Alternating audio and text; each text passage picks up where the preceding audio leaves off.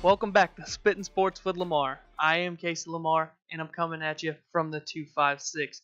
Real quick, I just wanted to say this is going to become more discussion style rather than just an overall general review.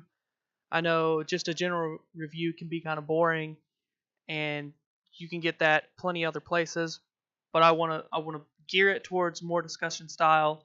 Obviously, as more things come along and more topics that can actually be discussed in that way as a discussion, I will obviously do that because that's the way I want it to go.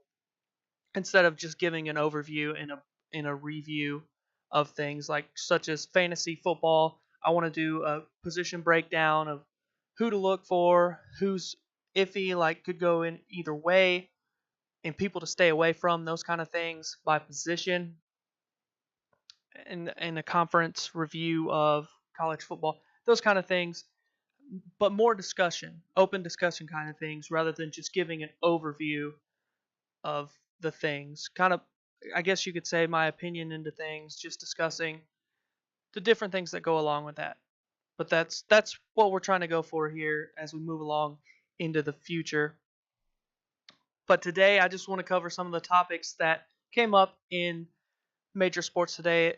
I believe, yes, it'll be all professional sports, but it will be baseball, basketball, and football. But we will start with the NFL. Just one topic that I saw that stuck out is Josh Gordon. He will be missing the start of training camp on Thursday for the Browns.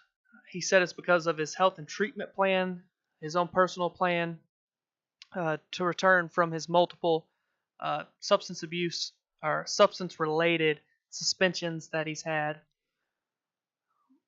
He said he's seeking counseling to deal with his mental health and his anxiety issues. Obviously, the substance abuse came from marijuana, which is that was what he used to deal with his issues, was marijuana and alcohol. I believe there were stories about him being drunk before games, showing up drunk at games, and then obviously everybody knows about his marijuana situation that he went through. But it's good to see him try to better himself so he can play this game, because he has had a lot of chances, and he finally realized. It seems like he finally realizes he's got to get himself together and play, because when he's on the field, he's one of the best there is, especially at the wide receiver position. But he's missed 43 of the past 48 games for the Browns. He's only played in 10 games. 10 games since the 2014 season, and 5 of those games came late last year when he came back. And when he came back, he was the number one target. In his first game back, he had 80 some odd yards, and I think it was 8 catches, something like that. But first game back, and it was the first game he had played in like 3 years, and he was the number one target immediately. I now wanted to move on to the NBA real quick. Just two quick things about the NBA. Dirk Nowitzki, he re-signed with the Mavericks for the 21st straight season. He will become the first player ever to play 21 consecutive seasons for one franchise, for the same team. One of the best players to ever play. Certainly, I would say he's probably the best international player to ever play. He's the only international player to ever eclipse 30,000 career points, and he's only one of 6 players to ever eclipse 30,000 points. The contract was for $5 million, all guaranteed. He's just an all-time great player. Dirk, he's always been fun to watch, and you've only ever seen him play in one jersey. The one other thing I wanted to talk about or touch on, because it's not official, I will talk about it once it's official and give my take and talk about it, discuss it, like I was talking about earlier. But Carmelo Anthony is expected, or they're saying, reported, that he will go to the Houston Rockets on the veteran minimum of $2.4 million. But I will touch on that once it's official and discuss what that means for Houston and their chances and hopes to try to go win an NBA championship. Some of the final things I wanted to talk about happened in baseball last night. I'm not going to touch on all the games and the scores today. I will just touch on some of the headlines that came out of baseball. Nothing too crazy, but there was one really, really great story. I'll go ahead and start the video. But St. Louis starting pitcher Daniel Ponce de Leon, he made his major league debut just only 14 months after he suffered a massive, severe brain injury after he was hit in the head by a line drive. He had emergency surgery, spent obviously a lot of time in the hospital, but he had a no-hitter through 7 innings last night before no-hitter through 7 innings before he was taken out against the Reds. He threw 116 pitches, had 3 strikeouts and 3 walks through 7. The bullpen ended up losing the game for him, though, and the no-hitter. They lost the no-hitter in the 8th, and Ponce de Leon, he was given a no decision in the matchup. But really, an amazing story. It's amazing that they can get back out there and stand on a mound and pitch after taking a line drive to the head. That is just something I could never fathom, taking a line drive like that, going through all the surgery, everything that goes along with that, and then getting back on the mound. And not only did he get back on the mound, he went out and threw 7 scoreless innings in his first ever career start at the major league level. Really great story. Look forward to hearing more about him as the season goes along if they decide to keep him in the majors. It's big news for the Brewers. The Milwaukee Brewers, they lost Brent Suter, who was number 2 on the team in wins this season with 8 so far. He tore his UCL and will require Tommy John surgery, so he will obviously miss the rest of this season. They've already had a very injury-plagued rotation because they're already missing the ace, the man that everybody would consider the ace for the Milwaukee Brewers, Jimmy Nelson, and there's no timetable for his return. He had, I believe, shoulder surgery on his rotator cuff last September, and then somebody that was expected to be at the top of the rotation. Obviously, you only have 5 guys, but another guy that was expected to handle a lot and pitch really well for the Brewers this year, Zach Davies. He's finally set to begin a rehab assignment this Thursday, and then just before the All-Star break, another starter that's pitched well for them, Junior Guerra. He's finally set to come back. He is set to come back tonight from the disabled list, and he will start against the Nationals.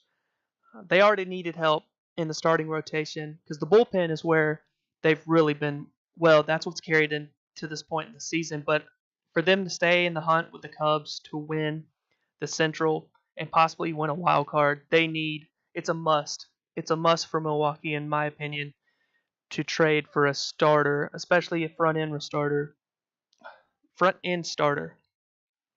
Maybe Chris Archer from the Rays. They just need help, period, because they just lost Suter for the season. He was a starter. No timetable for Jimmy Nelson to come back. Zach Davies, who knows if he's going to come back good.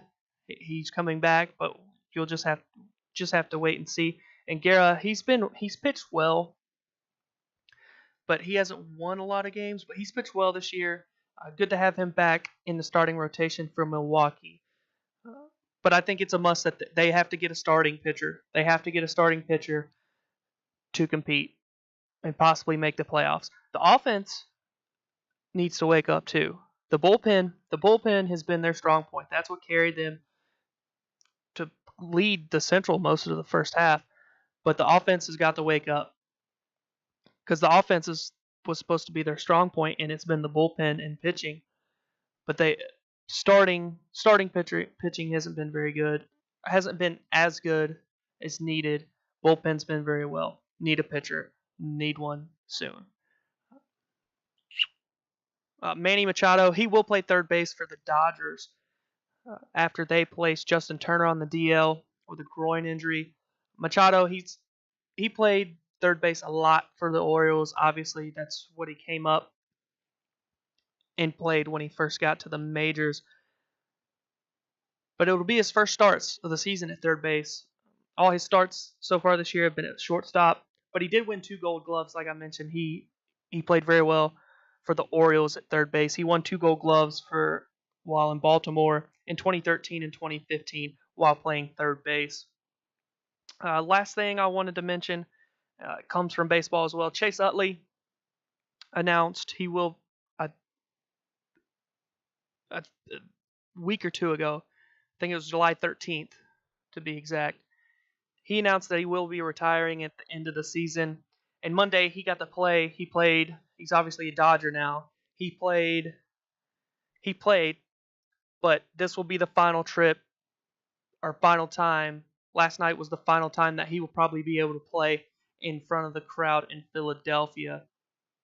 Obviously, he was a long time Philly, played second base, and he was part of that 2008 World Series champion team